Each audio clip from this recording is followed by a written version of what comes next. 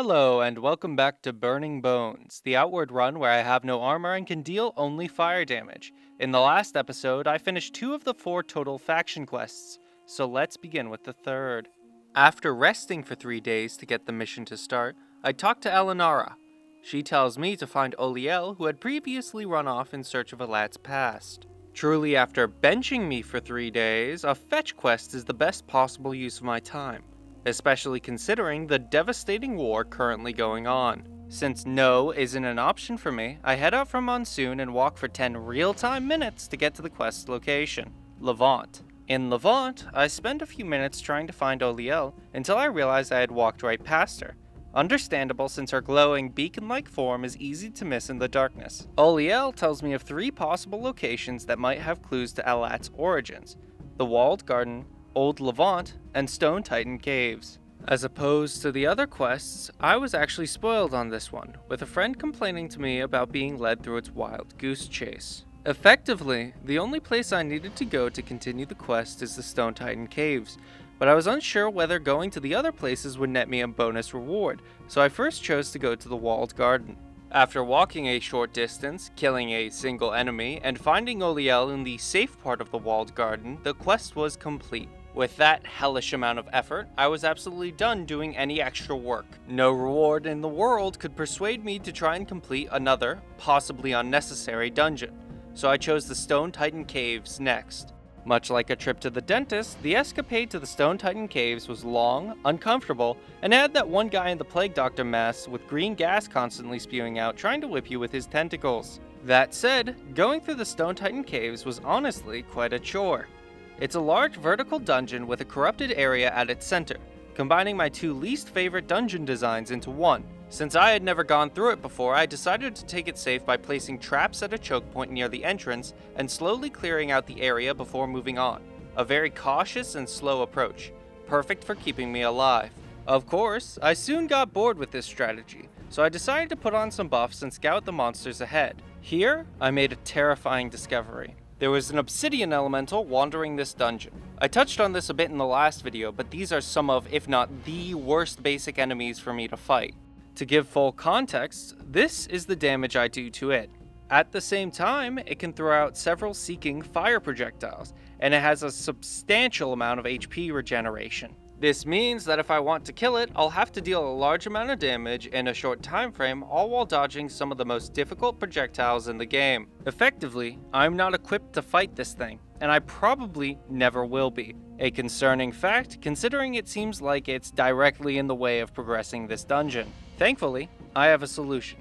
You see, I don't have to fight this thing if I run the hell away from it any chance I get. In the area past the obsidian elemental, I found that the 15 minutes or so I spent trying to circumvent it had been utterly useless, as nothing there had anything to do with my quest. With this realization, I deployed my expert strategy once more and decided to take the only other path, a giant ominous hole down further into the dungeon. I had been avoiding it because I had no way of knowing where an exit would be down there, or how many enemies might be in the way of it. That said, it was my only remaining path to progressing through the dungeon and finishing this challenge. So, after a lot of hesitation disguised as caution, I eventually took the plunge. With all that climactic build-up, one might think I faced a monstrosity or eldritch horror after going down the hole. Instead, I found something much worse. After fighting through your average bandits, bandit captains, and arcane elementals, I encountered something unspeakable down there. That's right. Lurking in the shadowy depths of the dungeon was a woman. After that encounter, nothing too crazy happened. I fought an ash giant priest to eventually complete the dungeon, gaining the Sunfall Axe, a legendary and unique weapon that I, unfortunately, cannot use. Finally done with this place of nightmares, I headed to Levant, sold all my goods, including the legendary axe, and ran all the way back to Monsoon to finish this quest. Once at Monsoon, I talked to Alat for a bit to let him know I finished the quest before he asked me to undertake one of the most challenging tasks of this episode. I have to talk to people again, but this time they already don't like me. After running over there and role-playing as an expert social manipulator, i.e. looking up a guide for this section, I passed the dialogue with flying colors and got some more useless items and an actually useful passive.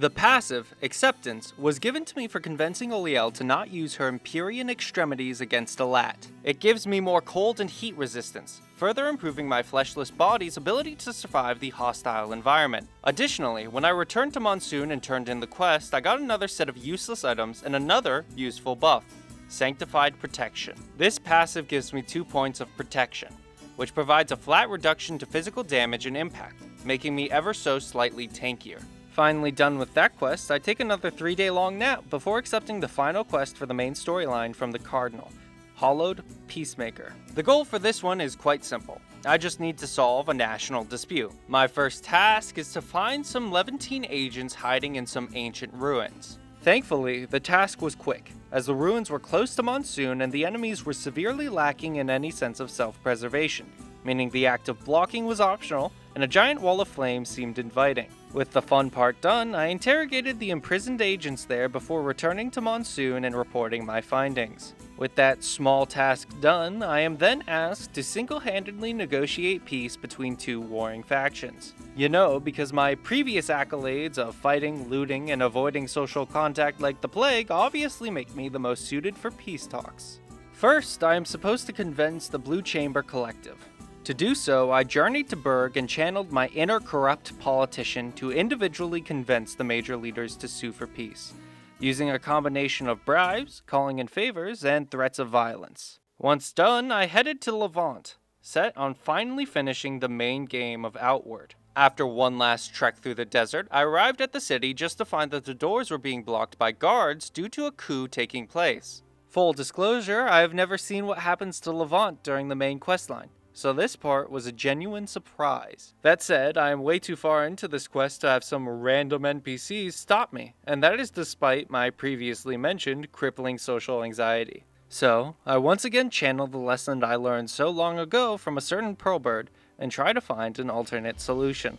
I remembered how there was a smuggling tunnel below Levant that I explored during the parallel questline, and decided to head down there to try and get inside the city. After putting into practice the combat skills I've honed over this run, the riffraff populating the tunnel stood no chance. Once done with them, I headed over to the tunnel I used during the parallel quest, only to find that it was blocked as well. At a loss for what I should do, I decided to explore some of the other tunnels within the area, eventually finding an opening into Levant. The city was barren, with only a few guards littering the once populated streets. Eventually, I found a guard that seemed to be in charge, and used my god to threaten them to let me into the palace.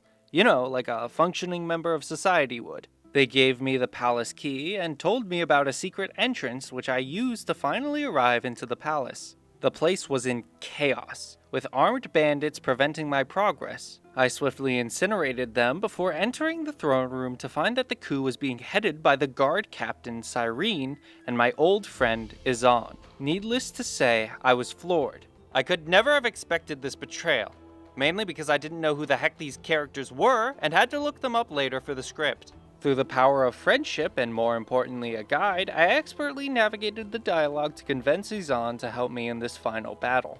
All that effort only for him to get absolutely folded before I could even set up my combos. Thankfully, even the strongest warrior in Levant cannot handle my expert combat strategy of throwing a fireball then running away like a bitch. Finally done with the side quest of saving Levant from a coup, I am rewarded with a teleport back to Monsoon to finally finish the game. In this urgent moment, I make sure to take a nap before continuing the questline.